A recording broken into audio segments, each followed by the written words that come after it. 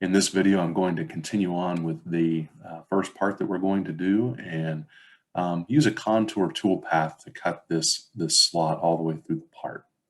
So in the previous video, we had set up the machine group and also set up, performed our stock setup. And so now it's time to actually add our toolpath. So for this particular first example, we're going to add a toolpath, and it's going to be our one and only toolpath.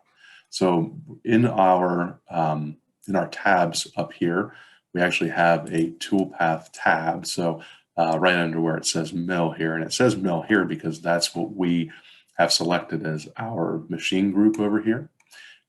So in the toolpaths, you're going to see that there are many different types of toolpaths that can be utilized. For this class, what we're going to be doing is focusing over here in this 2D section. And so the one that we're going to use for this particular example is this contour toolpath. If we needed something else, there's not just these four toolpaths here though. So let me just show you, if you actually click on this, actually when I hover over it, you can see that you can expand the gallery here. So if I left click and select that, it expands this out and shows all of the different 2D toolpaths that are accessible to you here. So for instance, if I wanted to do a pocket, I could do a pocket.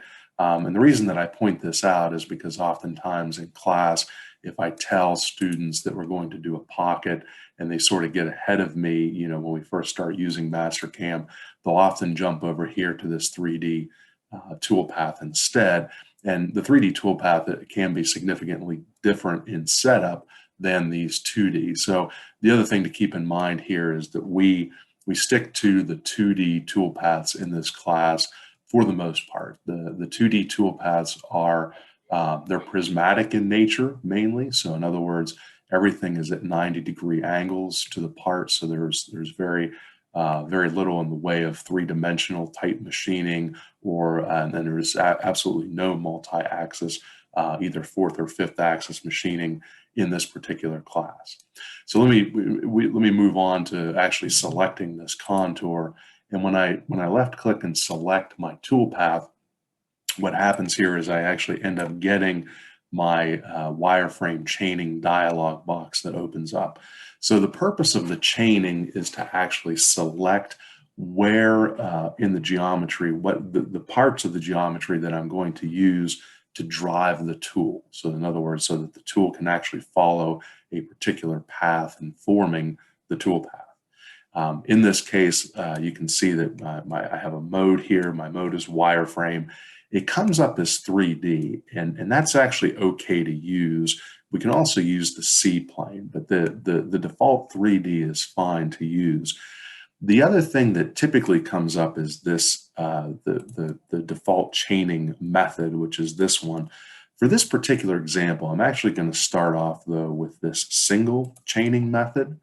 And what I want to do here is I'm going to come over here to my graphics screen, and right on this side, I'm just going to left click on this line.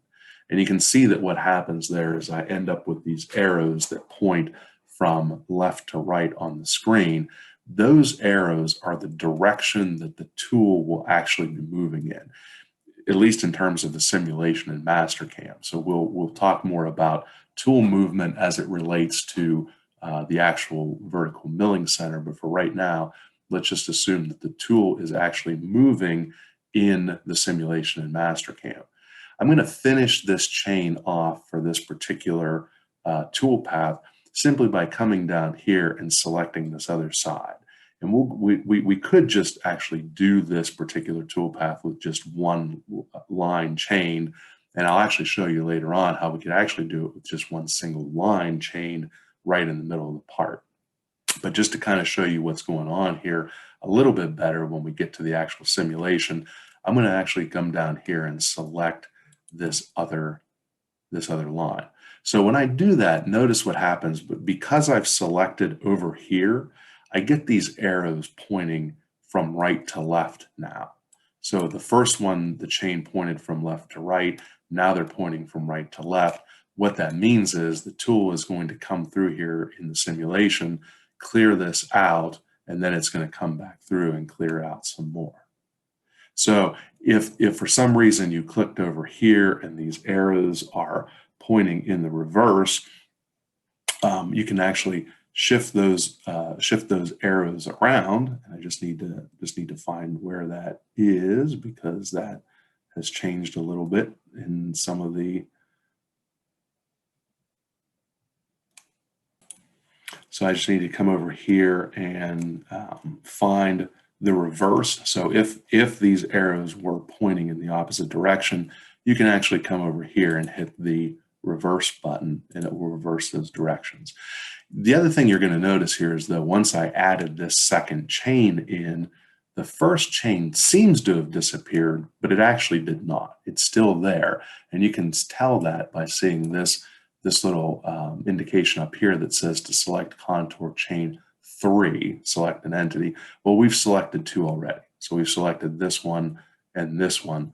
We don't need to select any more. So I'm going to go ahead and select OK to get out of here. And that launches me into my 2D Toolpath Contour dialog box. And this is where I'm going to actually go in and start setting up the tool that I'm going to use, the speeds and feeds that I'm going to use, and some of the other cut parameters and linking parameters to actually make this toolpath.